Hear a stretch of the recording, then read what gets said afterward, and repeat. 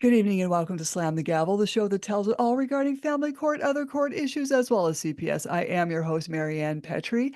You can find me, my books, and blogs on dismantlingfamilycourtcorruption.com.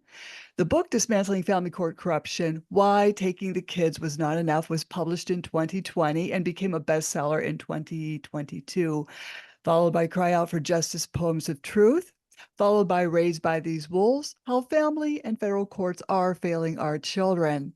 Then Raised by These Wolves, Volume 2, Child Trafficking Through the Foster Care and Court Systems, came out July 17th as a bestseller right out of the gate. And I'm very happy to have a guest who is in the book. Her name is Carmela Martinez. She was last on September 30th, 2023, Season 5, Episode 6. Here's the book. Here's a picture of Carmela, and she is chapter 17 in Raised by These Wolves, Volume 2. I welcome you, Carmela. How are things going right now for you?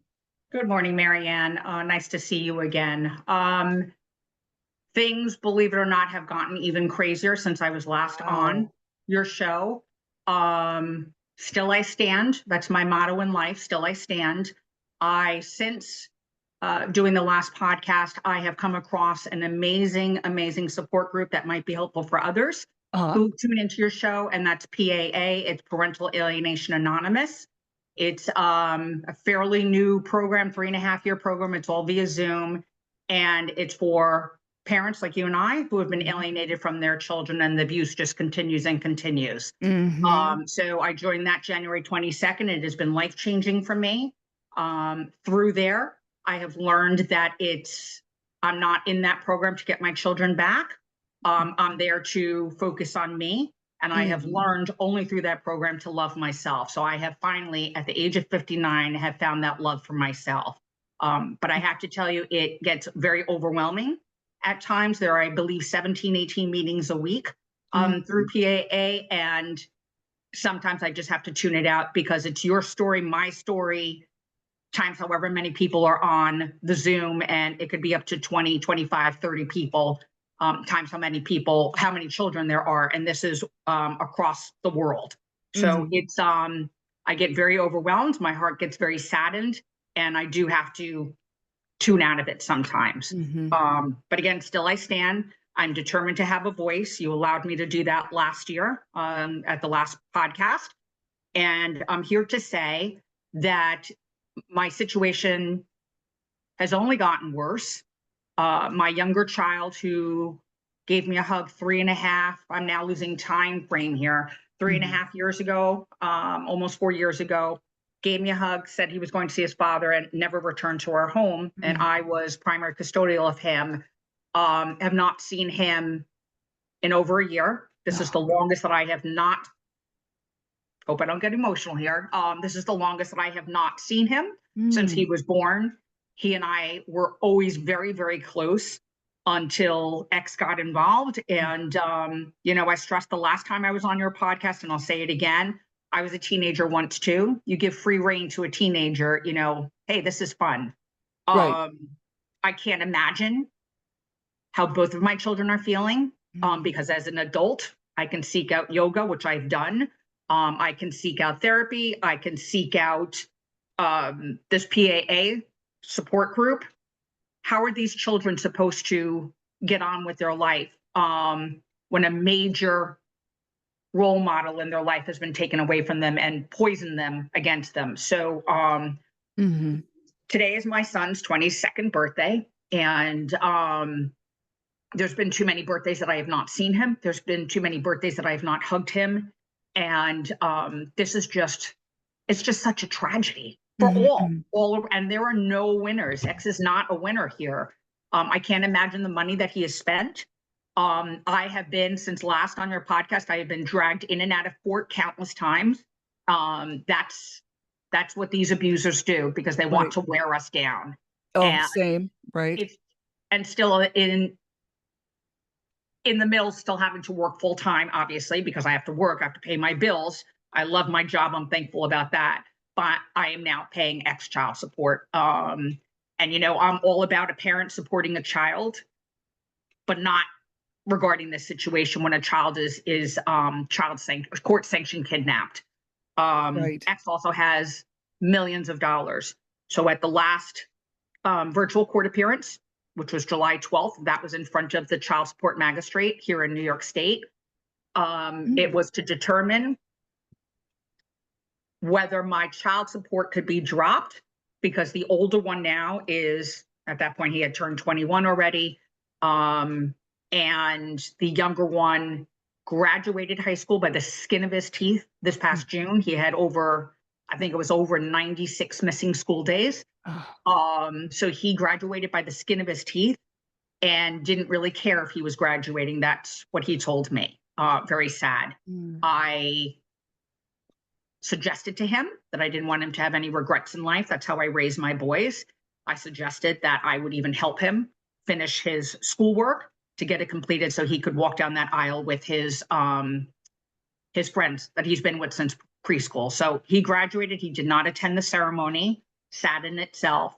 He is not going to college. That's a choice of his own. But why am I still paying child support?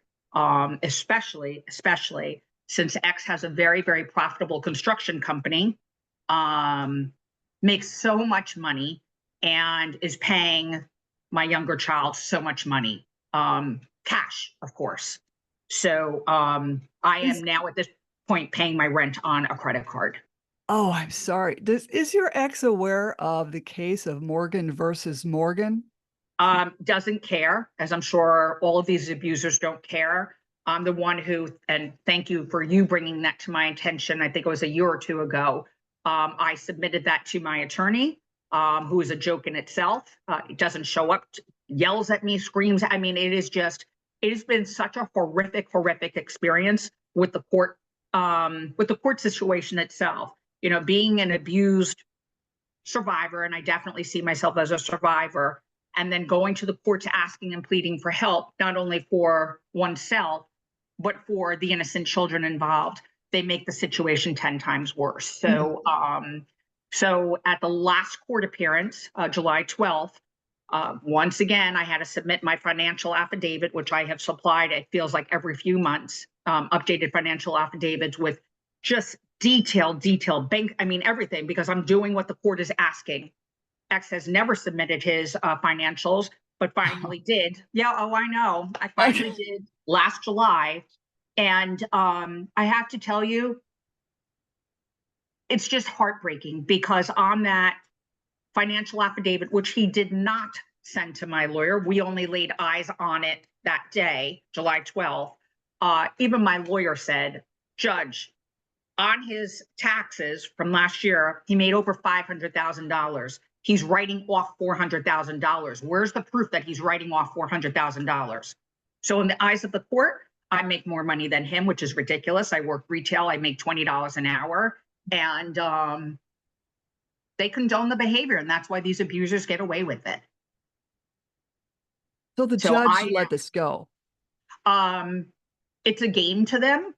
And I recently shared in my support program, the PAA support program, that I wish I could be angry. I wish I could hate X, but I don't, and I never have. And I'm thankful for that in a way, because that's only going to hurt me. It's only going to hurt me. And he's truly a very, very sick individual. It's a game. And his last words, I said it on your last podcast, I'll say it again. His last words to me when I filed for divorce in 2015 was, I will be sure to put you in the effing street. So at this point, I mean, he's taken my kids. I haven't seen them. I know nothing about them. It's now financial abuse. And I originally was paying $1,200 a month. They were garnishing my paycheck, $1,200. And again, mind you, I make $20 an hour. $1,200 a month because I owed back child support, because my lawyer did not appear at several court appearances, and it just kept accruing. And I went to my local child support department here with all of my papers, with all my bank statements, my financial affidavit, pay stubs. And they said, we don't understand, why is so much being taken out of your paycheck? And I said, thank you. And so they lowered it to $800 a month, but $800 a month, $20 an hour I get paid. I work full-time 40 hours. Let's all do the math here. You can't survive. You can't survive. No. As a single woman, I worked very hard to build my credit up. I was raised to always pay my bills and pay them on time. I had in the low 800s credit score. It's now dropping every day. It's now, I think, considered fair, where it was excellent before. I think it's in the low 600s, my credit score, because I owe so much credit card debt because I'm paying my bills on the credit card. Oh my God. So yeah, it's been quite horrific. And of course, every state is different. New York State, and I just recently spoke with someone who used to work in the child support. I actually spoke with her last week. And she had stated in New York State, a child has to be 21 for a non-custodial to continue paying child support. Even if they're not in school, if they're working full time, it doesn't matter. So it's just, that's ridiculous in itself. it is ridiculous, especially since I love my child, but I'm knowing X, he's paying him so much money. I'm sure he's getting double, if not triple, the amount of money that I make every week. So it's just abuse. It's just abuse. It is. You know, so why isn't the attorney pushing Morgan versus Morgan or appealing that? Because I have a crap lawyer. Point blank, I have a crap lawyer. The latest was, and I have a post office box because I have an undisclosed address through the legal system because of the fear and the terror of X and what he's capable of doing. I always used to joke that maybe I watched too much Dateline or 2020, but the reality is I put nothing past him, nothing. And he's out to destroy me. I've been told over the years that he wants two things. Then this is through friends and through friends that know the story, that he either wants me to drink, and I'm proud to say that I just celebrated 27 years of sobriety in August. Congratulations. Thank you. No easy feat with what's been going on. But that was an active choice for me not to pick up a drink. Got to tell you, I was tempted to, but I'm not giving him that satisfaction. So friends have said that he either wants you to drink or to kill yourself, and I firmly agree with that. Still I stand, Marianne. Still I stand. I wish you could find a lawyer that would go after the Morgan versus Morgan, because really you shouldn't even be paying this. And who's your judge? Who is the judge now? So let me backtrack if I may. We had two judges. I don't know how it's done in any other state, but New York State, you're in front of a family court judge and you're in front of a child support magistrate. Two different judges. Oh, maybe that's done like that in every state. No longer in the family court. It was thrown out. Shame on the legal world. My younger child was 15 and a half, I think it was, when he walked out saying that he was going to his father's and never returned. In New York State, you can be 12, a child can be 12, and they can decide where they want to live, which is ludicrous. It is absolute. If you're brainwashed and manipulated by the bad parent or the sick parent, how can a child be made to make that decision? It's just sad. It's just sick. So that case has been thrown out. I'm losing track of time, 2-3 years. It has been thrown out of the family court. We're still in front of the child support magistrate. Who's that? Child, hesitant to say her name only because of fear of the legal system, because it's still active. It's still active because I am actively paying child support. So I hesitate to say her name. Well, she should be embarrassed about what she's doing. She should be ashamed. Yes. Embarrassed. She should be ashamed. Yes. Not only of what the further destruction of the family, but how am I supposed to financially survive? Look, through PAA and Marianne, through you and you allowing me to have a voice, doing the podcast, being a part of your book, which I'm honored to do. The word is getting out. The word is getting out. But this parental alienation, it's got to stop, but it doesn't stop. No. It's now the financial abuse. And I'm not looking to go to Europe on vacation. And quite frankly, I can't because they've put a hold on my passport. That's what happened to me. It's just so sick. I'm not looking for a European vacation. I'm just looking to pay my bills. Oh, and yeah. maybe have a little extra money. To put my rent on a credit card and then get charged interest by the credit card and get paid or pay extra fees because I'm using a credit card, there's no way out of this. And the latest, I have to say, the latest is X and his attorney, because I definitely blame him too. Part of the insanity. They're coming after me for X's attorney fees. Uh, I could not even afford my own attorney. And you get what you pay for. I firmly believe that in life. I dropped a few $1,000s for my current lawyer, who has done nothing. well, I have talked to parents that have paid an astronomical amount for their attorney that even I thought sounded good.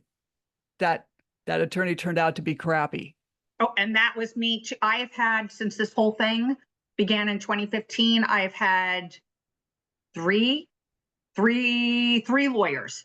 And the first, literally, when I say I have nothing left financially, I found myself, and I can't put a price tag on that. I found the love for myself, which I never allowed myself. When you're in an abusive situation, you don't realize how toxic it is until you get out. Mhm. I over $200,000. I'm losing track now, but I know for a fact it's over $200,000 that those two initial corrupt lawyers took from me, because they, and I've heard this from the domestic violence organization many, many times, they see it all the time. The legal system, and I'm sure there are good ones out there, like there are in every industry, but Mhm. there are a lot of bad ones, especially in the divorce court, because they take advantage of the abused parent, knowing that all they want is their kids back. And so they drain you of every dime that you have. And that is exactly what happened. From the sale of two marital homes, they took over $200,000. I've got nothing financially left. Nothing. Nothing. Oh, man. So this attorney, I'll just say how much it was. Well, I don't want to because I'm still actively working with him, but it was almost nothing that he asked me to pay. Mhm. And I signed a retainer, hasn't asked for anything more, but doesn't do anything. Oh, Doesn't show up to court. In fact, that's how X and his attorney took advantage of one court appearance. I think it was last year or the year before. My attorney did not show up, didn't even tell me he wasn't showing up. And I'm now in front of the child support judge, abusive X, and his abusive attorney. And by default, the child support magistrate ordered that I pay child support, retroactive child support. uh, I can't make this up. right. Well, how much is that? So I recently, and I still, as much as I've worked on myself, my heart still drops when I open that PO box and get a letter from the family court or the child support, and that's exactly what happened last week. And I didn't open it right away, but I got the strength to do it a few hours later, and it says taxes. My tax refund check will be held back. Passport will be denied. I'm $10,000 in arrearage, and I need to pay this by such and such a date. Where do they think I'm getting this money from? Where do they think I'm getting the Oh money my from? And gosh. why does that child support judge that we saw in July not question, how do you write off $400,000 and not show any proof of it? Does the IRS know about this? I don't know. I just want to get on with my life. I don't know. I don't know. Well, I mean, But they hired 85,000 IRS agents to go after us little people, right? So yep. why aren't they looking at him? Again, I just want to get on with my life. And I will be paying financially, I will be paying for the rest of my life for marrying the wrong person. Oh, Um, same. tragic, tragic in itself. Yes. So not A only have lot I of us. lost my children, um, I'm paying X money that I just don't have, and quite frankly, that he doesn't need. This is Right. just more to torment me. Still I stand. Oh, well, he is disgusting. And this is how he treats the mother of his children. So really, he doesn't respect you and he doesn't respect them. And he definitely doesn't respect the legal system. Oh, 1,000%. I had shared with you the last time, I believe, on the last podcast, that even during the marriage, no respect for women, like no respect. The woman that is talking to you today is not the woman who was back then. I've gotten so much stronger. I've worked my butt off to get to where I am today.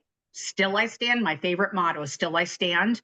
But I allowed him, and I participated in the insanity because I allowed him to break me down to this broken, sad woman. And I look back now and I say, I pity that woman that I became. But I was part of the insanity for allowing it to happen and staying as long as I did. It was a 20-year marriage with him for 23 years. And even during that marriage, I remember distinctly when the boys were young, kitchen TV was on. All four of us were in the kitchen. There was a woman newscaster on. And I remember X saying something so degrading about her weight or her looks or something for the kids to hear. Like, and I looked and I said, we don't talk about people like that. If you have nothing nice to say, like, seriously, Right. come on. He has no respect for women, never did. And shame on him. Shame on him. So at this point, I have not seen my older child in years. Wouldn't even know where to find him. I am having nightmares about the younger one. I woke up a few weeks ago screaming, and I have goosebumps as I'm saying this, screaming his name. I just woke up just screaming his name. So I'm having nightmares. Where is he? And I've shared with my support program that I didn't realize how much I relied on the parent portal through the school system because we have joint custody, you know, so, and the school was aware that I was the parent who was involved. I don't think X even walked through those school doors for sporting events, yes, but not for anything else. And I relied on that parent portal to at least have some contact with my child, to know he was in school, to know he wasn't in school, to know that he didn't do homework. I have nothing now. I have nothing. Yeah, you have no contact at all. None. None. Oh. None. If I knew my children were okay, and I know that they have their own journey in this, as every child does, if I knew that they were okay, maybe my heart could rest a little easier. But I know who X is. And he's a very troubled, sick person. And if you're going out of your way to hurt another human being, you're just sick. Right. You're just sick. So I don't think they're okay. I don't. Financially, yeah, maybe because they reap the benefits of their father's money, and I'm all for that. But emotionally, they will never have a normal relationship with a woman. If you're taught to hate your mother, then how can you have a normal relationship? So yes. In fact, I saw this meme on Facebook. It says, a man dash in his undigested pain towards his mother dash wilts every flower in parentheses woman he touches, and in his mind he's convinced it's the flower's fault until he does the work. if If he does the work. exactly. Big That's IF. right. That's very true, in my opinion. X had no respect for his mother. None. I mean, none. During the marriage, the things that he would say about her, forget that she's the mother, but another human being. I mean, it was disgusting. It was crude. I can't even repeat the things that he said about his mother. And to the outside world, he's this perfect, fabulous guy. And I don't care what he's doing. I mean, sometimes people ask me, friends ask me, or people who know my story, did he move on? Is he married? I don't care. I don't care. Right. Literally, I have no feeling towards him. I want him to get on with his life. I don't care what he's doing in his life.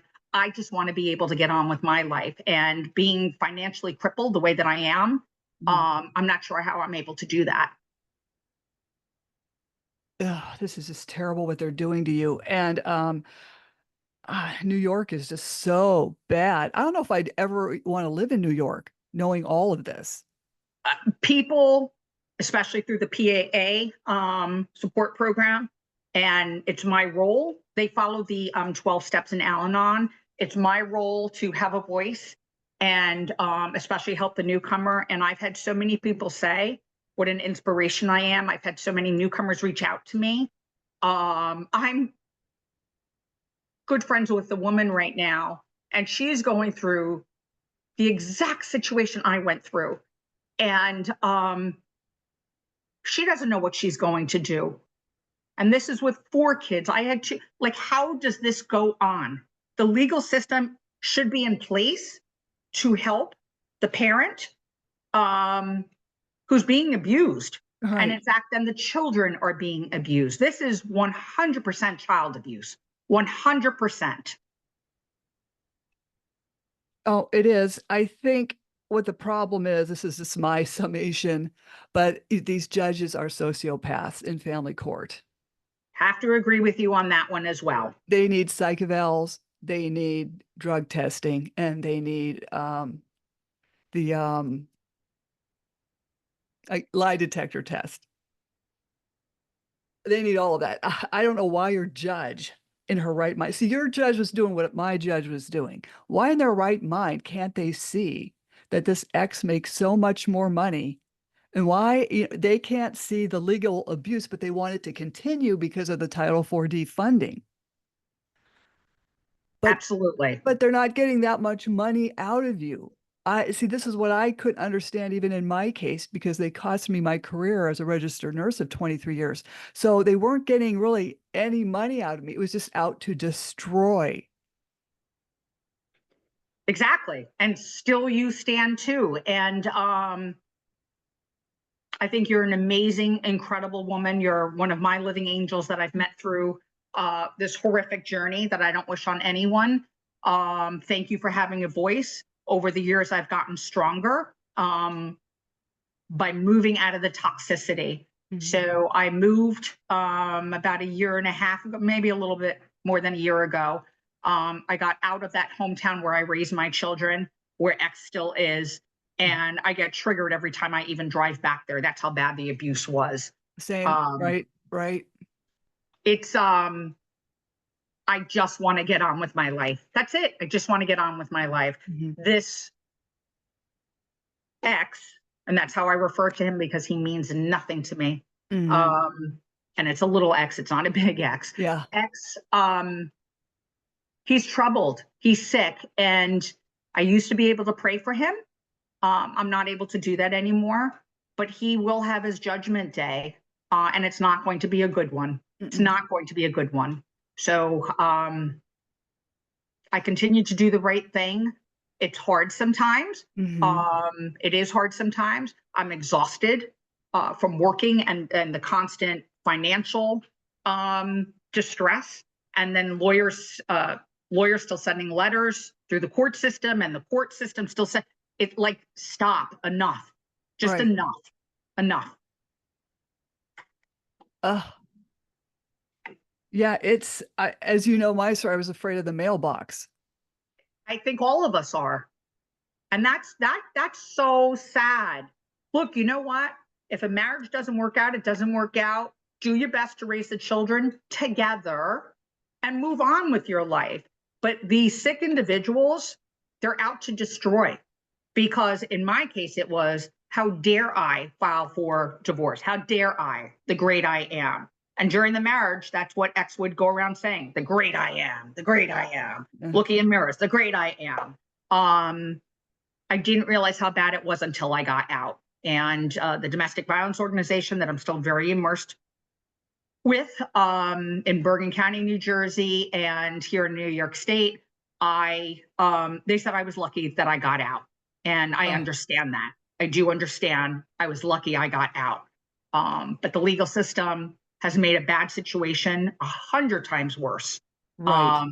And they threw the kids into the fire. So shame on them as well. And shame, you and I talked about this briefly last time, shame on the schools. How does a student miss over 96 school days and it be okay? I just, they have a responsibility to our children to have that child get an education. Right. I just, and everyone claims, the therapists don't understand what parental. I'm sorry, I'm not buying into it. All of this is common sense. Right. Um, Definitely personality disorders. Right. There's too many of us. There's just too many of us. Well, I have in this book also is Tracey's story. She's chapter 14, and her child had been true in 88 days, and somehow the judge isn't phased. Not phased. Can you imagine? Yeah. That is a, and you know what, Marianne, and part of my heavy heart when I'm on my parental support PAA support program via Zoom Mm. is there's so many of us. There's so many children involved. Why are you not giving them the fighting chance to live a good life? Let them go to school, let them graduate, let them be with their peers. Right. Yeah, this And is a that's, real I hear it all the time from these alienated parents that the kids don't go to school. They're so messed up in the head. It's it's just so sad. It's just so sad. I was fortunate that all mine went to school only because I think my ex had a scare at the middle school because it was on his day and he was dropping everybody off and he got called in because the oldest was not turning in her sick excuses from the doctor's notes. So he calls me up, and this is when we were co-parenting. He said, she could be truant. And I said, well, where are the doctor's notes? Is she keeping them in her locker for posterity? And Mhm. so he made her go to her locker and she pulled out all these doctors. So he was scared.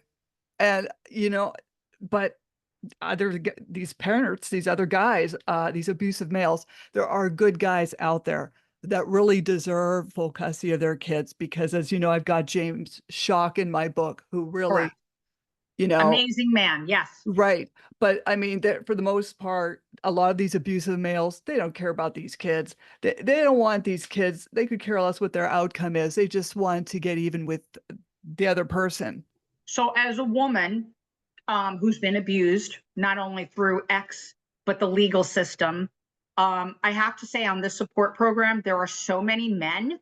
Um, there's no discrimination. It happens Right. to men too. Uh, Right. how does a parent keep a child from another parent? I just, I can't wrap my head around that. How do you do that? Yeah, they're child abusers. They are child psychological abusers, and the judges and attorneys are aiding and abetting this behavior. 100%, 100%. It's just a very sick, tragic system. And will it ever end? I don't know. I don't Well, know. as long as the family court is there, it's going to keep going. And I was told on another podcast that 1 in 20 are sociopaths. So these people getting married, do they really know what they're marrying until 3 years later? Well, Or, I know I didn't, and I will yeah, share. I didn't, Um, yeah.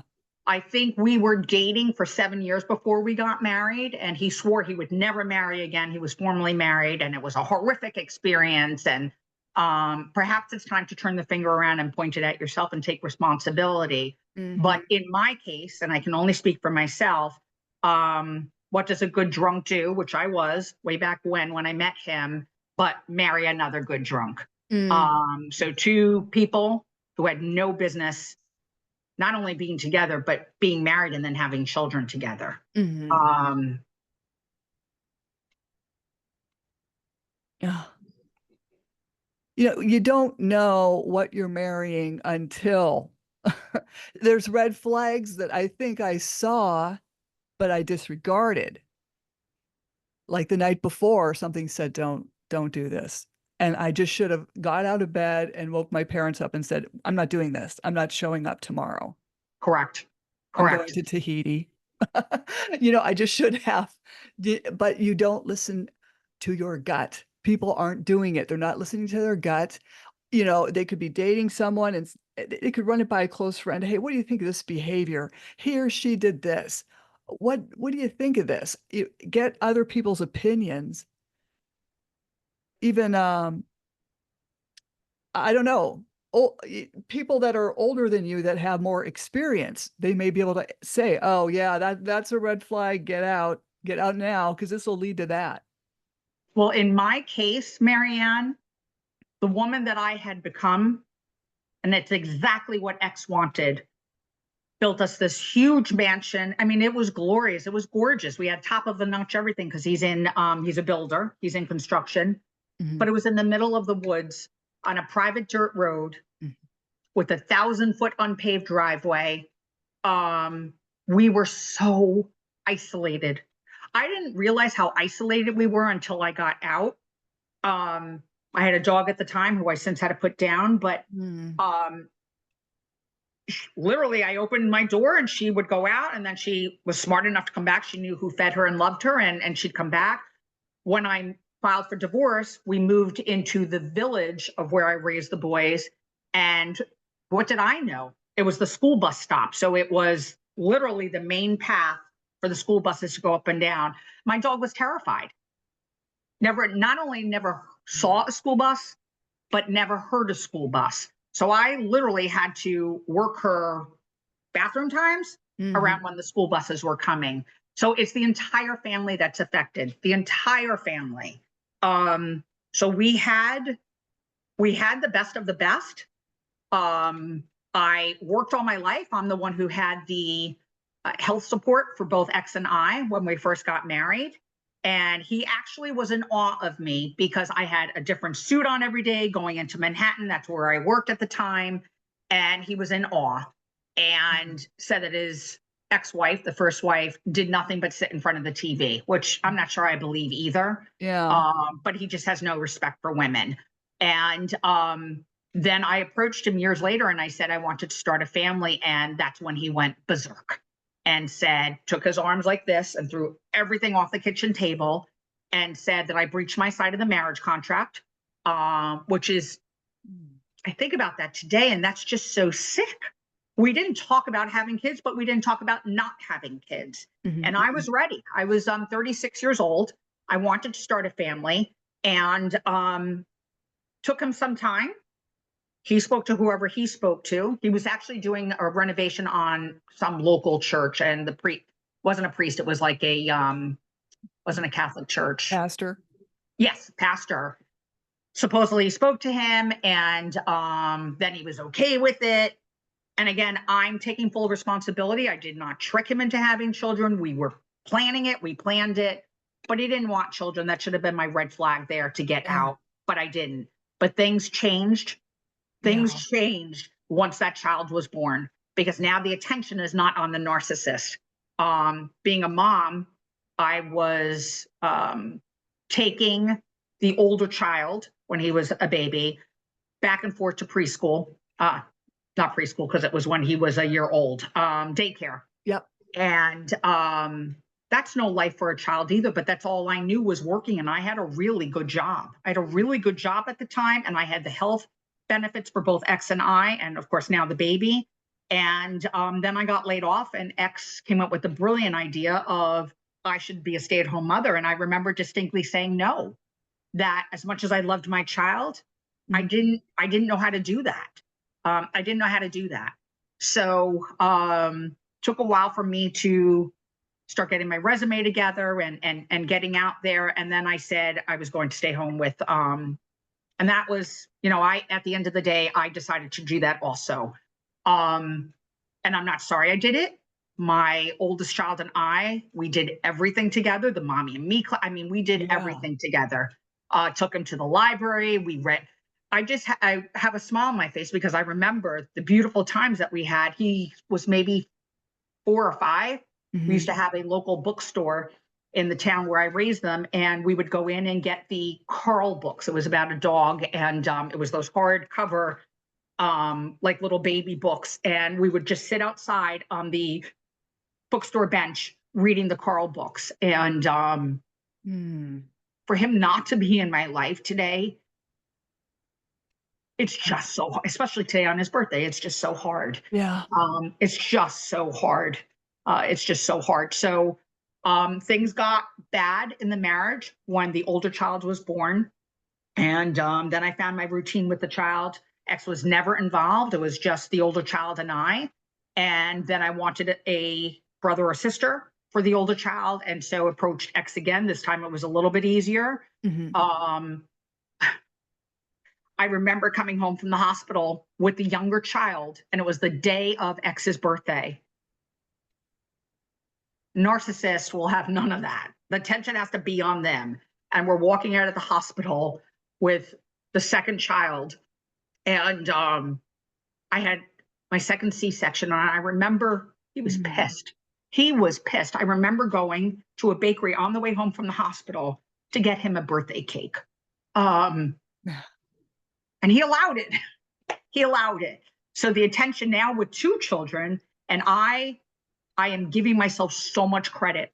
I was a superb wife. Did I make mistakes? Of course I did. I'm human also. But I was a superb mother who loved and still loves her children and wants the best for them always. I was a damn good mother and still am. Still am a good mother. He did not like the fact that the attention was now being given towards two children instead of him. And it just started unraveling from there. So wouldn't let me work, like I said, constantly had on a daily basis drilled into me I needed him for everything.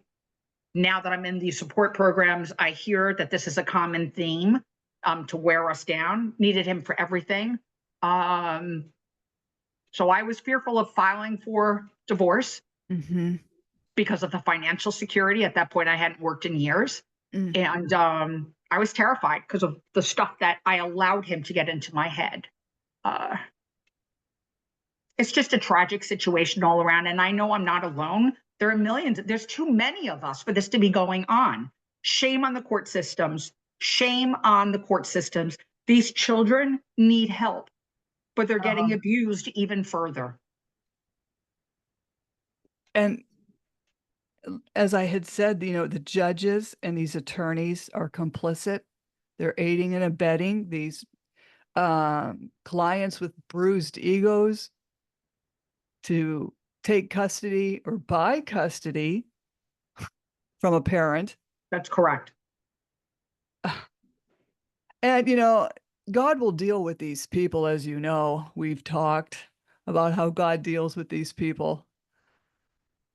I don't know if you know the story, right? You and I have talked about that in the past. I personally don't believe in karma. I am seeking no revenge whatsoever. I truly, and I'm saying this from the heart, I just want to get on with my life. I just want to know that my kids are okay. I don't exist. I don't exist.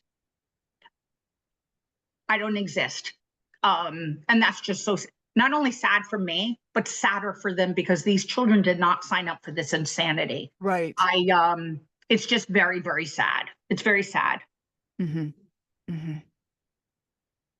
Yeah, they were brought into this earth and they didn't know this was going to happen to them. And I think of my kids and when they were little, I thought, oh, they were so cute and little and innocent with their cute, innocent brains. And now they're not the same. Correct. At all. And all of us alienated parents are saying this. We all say it on the support group. We don't even know who our children are anymore. That's right. So sad. The younger child and I, my gosh, we were so close. We were so close. And we had a beautiful relationship. And then ex got involved and the courts got involved. And I have not seen him in over a year. And I haven't heard from him, quite frankly. His father has fueled him and quite frankly leaves all the court documents out. Changes the story around to look like I'm the bad person. All of our stories are the same. And these kids become a product of their environment. Right. You're being raised by a sick, troubled person. Guess what? It's going to rub off on you and you're going to become that person. Plus, I can't imagine the confusion of these children. I can't imagine. I can't imagine. And they're Stockholm syndromed. And with the shared persecutory delusion, which is absolutely horrific to me, that they can these alienating parents can instill a narrative that never happened. It's And frightening that the unbelievable. children believe it. Yes, That's what frightens me. yes, yes. That's what brainwashing and manipulation does. Right. I do want to let you know that the last I heard from my attorney was last Thursday. Reached out to me via email. Didn't open the email because I had worked a little overtime at work to make extra money, and did not open that email until the following morning. And the email read, send me a signed financial affidavit by tomorrow morning, which was Friday morning. Well, I had to work Friday morning. So when am I filling out this financial affidavit, that which I filled out constantly? Yeah. Why does the court ask me to fill out my living expenses when they don't even care? Do they even look at it? What's the point of showing my lease that I pay X number of dollars per month if you're not looking at it? What's the point of me submitting receipts for medical care? It just, none of it makes sense. But so I sent an email and I said, this was the story. I didn't get the opportunity to open the email until today, and I'm at work now. And they said, well, just fill it out quickly. And I said, what is this for now? Like, why am I still in court? Why am I still dealing with this? And they said, oh, X is coming after you for attorney fees. Yeah. And why, and this is what I said, why did you wait till the 12th hour to ask me to submit all this information? And I got an obnoxious response from the attorney saying, you knew about this. And it's true, from the post office box, I got that letter. I got that letter that he was coming after me. I spoke to my attorney, told him I don't have it. My attorney knows I don't have it. And he said that he was going to get transcripts from the court. And so I'm sitting back waiting. But at the 12th hour, he says, now fill out the financial affidavit. So you know what, Marianne? Am I paying his attorney? I couldn't fill out the financial affidavit because there was no time. I'm at work to pay child support. Right. It's just round and round and round and round we go. Well, then he should stop taking you to court. Then he won't have to pay attorney fees. So that's on him. It's a game. It's a I game. know. It's an absolute game. It's an absolute game. X is that sick that he's lost control of me. In my opinion, lost control of the older child because he's, I believe, still away at college. That was his ticket to freedom, to get away from X. And the daily abuse. The younger child is now in the thick of it. He's the one who's left, who can be controlled. I don't know. I don't know what else to say. Yeah. Oh, this is just so wrong. I just feel so bad. Wrong on every level. It's wrong on every level. But the courts allow it. The courts condone it. The courts participate in the abuse and the insanity. Yeah, this is why I think the family court should be abolished. There's nothing to reform. It's just too corrupt. Everybody knows. 100%. Yeah, they're all playing in the same sandbox, and then the club is attached somehow to the courthouse, so they all run over there and drink and laugh about your case. And I know that for a fact.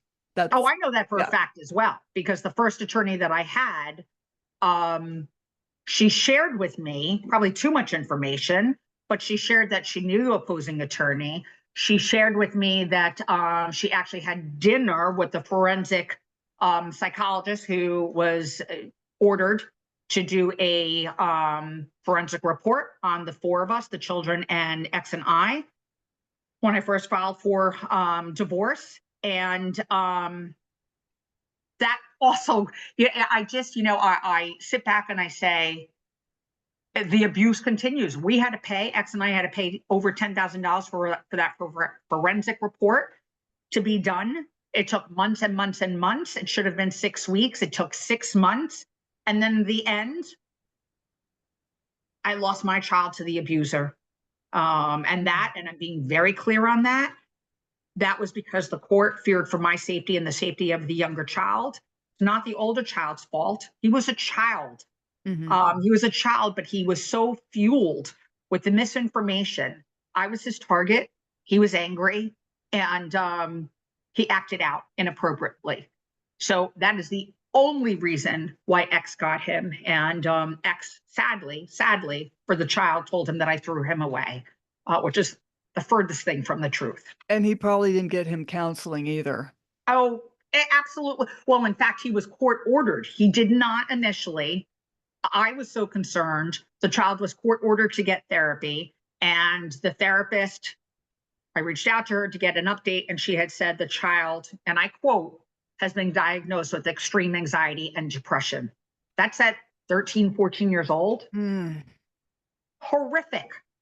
That is so horrific. If the child can't trust their own parent, who in God's name are they going to trust? Mhm. And the legal system just makes it so much worse. You know, Yes. I was thinking this morning, because it's the older one's birthday, the last time I saw him, it was, I believe, right after his high school graduation, or just before his high school graduation. And he demanded I give him, although we were kind of on talking terms, which was good for us, he would go back and forth, you know, hating me, liking me, hating me, staying in touch with me. And he asked for his birth certificate. And I didn't want to give it to him because that was the only attachment I had. This is showing me that I, in fact, did give birth to this child, and I'm his mom. Mhm. And X, of course, got involved, and I was court ordered to hand that over. And little did I know what it was for. It was the child was going to be going out of the country, not the state, out of the country for the entire summer, a few summers ago. And of course, I wasn't told that. And he, X, demanded I give him his social security and his birth certificate. I had to speak to my therapist about it because I had such difficulty turning that over. Mhm. It was a piece of paper, yes, but that told me that I'm his mom. Mhm. And I remember the child coming to my apartment. He was parked outside. He texted me and he said, "Hey, Mom, can you come outside and give me the paperwork?" And I did that. Little did I know that that would be the last time I saw him. He was sitting in his car, and as God is my witness, looking back now, and I remember then, his eyes were filled with tears. His Oh. eyes were filled with tears. He knew that was going to be the last time he saw him. Can you imagine a child walking around with that weight in your heart and your shoulders? So he had tears in his eyes. I jokingly said, just, you know, trying to be the cheerleader here. I was like, get out of the car and give your mom a hug, just like that. And he did. And I held Oh. on to him for a long time.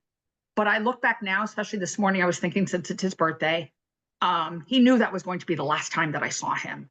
So X's intentions were to have our children, wiped, have their mother wiped from their lives. And there's like nothing to exist, like paperwork, that I'm their mother. If I saw my children walking down the street, I wouldn't even know what they look like today. Mhm. It's been years that I've seen the older child. It's been years since I've talked with him or communicated with him. It's been over a year since I've seen the younger child, the child that I used to be so close with. And I don't remember the last time I saw him or spoke to him.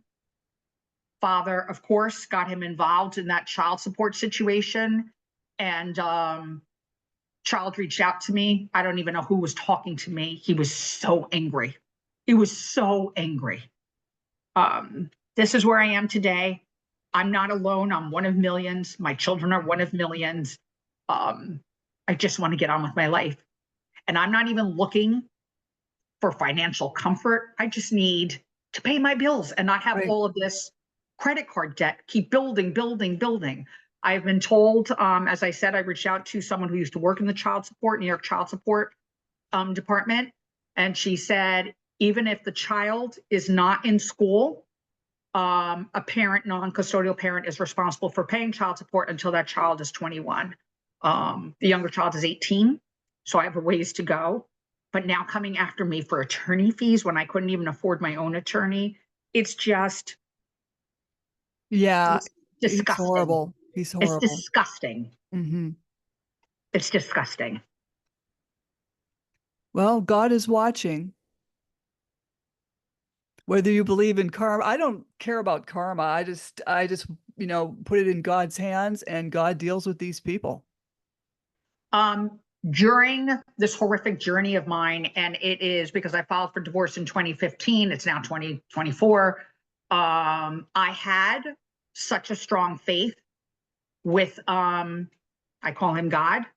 I was raised Catholic. I thought that was the reason why, but that's not true. I'm one of four siblings, and my younger brother dabbled in many religions. But I'm the one who raised the children Catholic. Ex didn't want any part of that. He doesn't practice any religion. His background is Catholicism. I'm the one who brought them to religious ed. I'm the one who volunteered in their religious ed classes. I'm the one who brought them to church. And just bad stuff kept happening and happening. And I pulled away from the Catholic Church, but I was missing something in my life. I've been told over the years, this is before all this happened, when all else fails, lean on your faith. And I did that until I couldn't do it anymore. I shared with you the last time I reached out to my favorite Catholic priest in my local church because I had such trouble filing for divorce. The good Catholic girl puts that ring on her finger, she stays married. Mm-hmm. And that priest told me, and it's still so powerful to this day, it's my duty and responsibility to get out of that marriage for myself and for the children's sake. And years later, that's just so powerful for me. Catholic priest telling me to end that marriage. I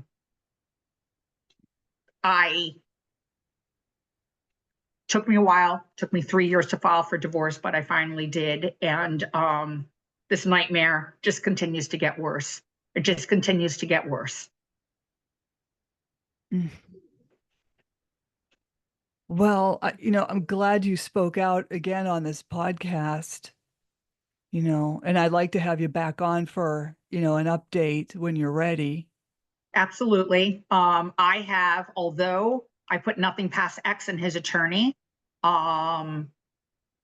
this is complete revenge for me filing for divorce. How dare I? That's all I can keep saying is how dare I? He tells you what to do and say you don't do anything against him. I have a voice today. I'm going to use it. I'm very immersed in the PAA support program, do several meetings a week. And I will be a voice for those who can't have a voice, just like you are and continue to be. And you are my living angel and millions of others. I know you're their living angels. So I appreciate everything that you do. Well, thank you. This insanity has to stop. This Right. insanity has to stop. And I really hope judges are listening into this Do because they care? I just, I think the ones that care, get out of it as soon as possible. but someone else had told me that along the way as well. I just can't wrap my head around how do people put their head on the pillow at night? Forget me as an adult. You're involving innocent children. Yeah, well, of course. Absolutely. And during the marriage, and I can only think now, I haven't seen X other than seeing him on a virtual court. The where was I? I was losing my train of thought there. During the marriage, he was so obsessed about power and money. And I can only imagine that's what he's about still to this day. And I can't imagine the amount of money that he has spent on attorney fees. Do you not want to get on with your life? Clearly not. This is all about revenge. But how sick can a parent be if you're involving your children? And again, my story is one of millions. Your story is one of all of us are experiencing the same thing. How does it continue? How does it continue? It's that those incentives keep it going. I People can't say, think of anything else. right. People say it's a broken system. No, it's working perfectly the way they want it to. And That's yeah. so when they churn out these kids that have now developed a personality disorder from going through family court and being psychologically abused by their parent, they're going to go out and meet maybe some nice, person and marry them, and the cycle will continue. So they plan on being around. The thought of my boys treating a woman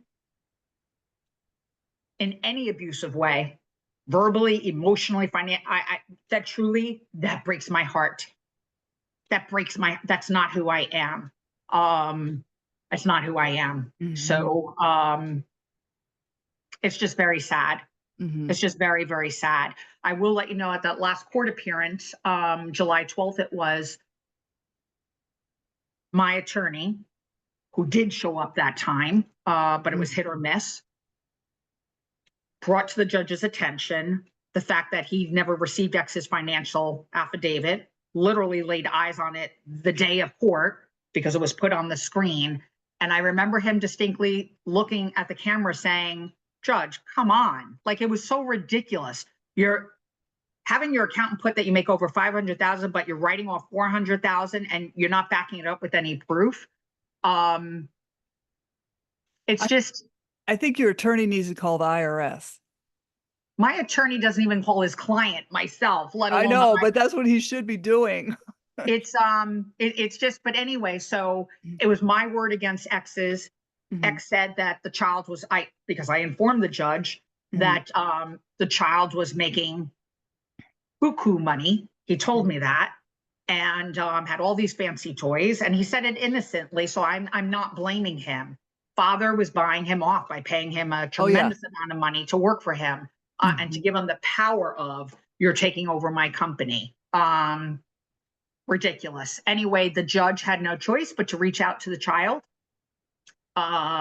We had to get off screen, X and I, while she spoke to the child, which is just so unfair to him. And he must have lied under oath, because when X and I came back onto the camera, she said, "Your child says he's not working, and therefore the child support is going to continue." Which, speaking with this woman who worked in the child support division years ago, I'm sure she was not going to drop it completely, but $800 a month. It's the amount of money X makes, plus all of the toys that he has bought over the years, is nothing to where I'm at. I'm just surviving, and even if I am at this point financially surviving. But if X somehow finds out about this podcast, I will look in the camera and say, "I have found myself. I love myself. You're truly sick and get help." Right. Most definitely. Now, how can people reach you if they have any questions? They can reach out to my email. I don't know if you want to put it in your notes. I'll put it in the podcast notes. Yep, they can do that. And I know after the last podcast, I did have people reach out, just as when I found out about you and your voice and what you're doing for all of us years ago, and I reached out to you. I share this story all the time. I reached out to you when the younger child told me he was going to see his father. That was almost 4 years ago, I think now. And he never returned. I reached out to you, not expecting anything, but you reached out to me immediately. And I was like, wow. And then you stayed in touch with me the entire time. And your support has meant everything to me. I have goosebumps as I'm saying that. Truly, you're my living angel. You were my voice when I couldn't have a voice. You gave me courage. You gave me strength.